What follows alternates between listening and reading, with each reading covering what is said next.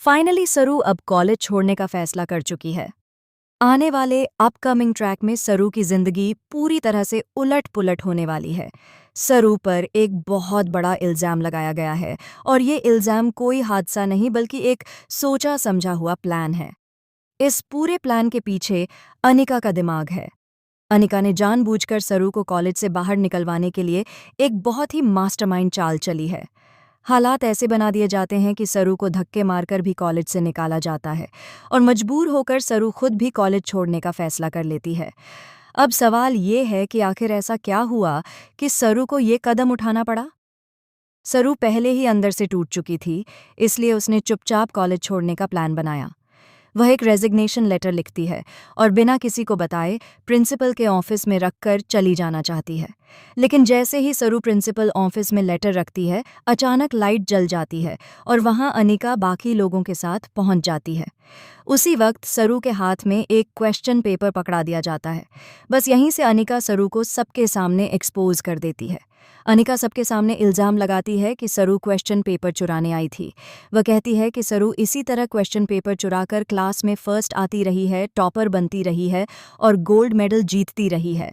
अनिका ये तक कह देती है कि सरू असली टॉपर नहीं है बल्कि झूठ और धोखे से आगे बढ़ रही है। इतना बड़ा इल्ज़ाम लगने के बाद सरू पूरी तरह टूट जाती है। अब उससे ये सब सहन नहीं होता।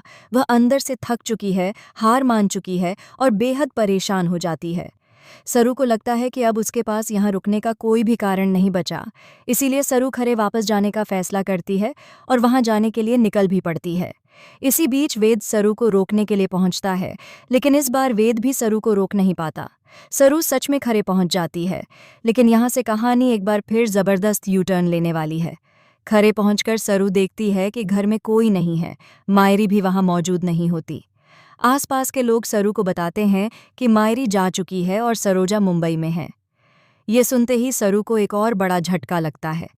अब सरू तुरंत वापस मुंबई जाने का फैसला करती है और मुंबई की टिकट ले लेती है। जैसे ही सरू दोबारा अन्नपूर्णा बजाज के घर पहुंचती है, अनिका के पैरों तले जमीन खिसक जाती है। अब अनिका मायरी को ढूंढने के लिए चंद्रकांत की मदद लेती है।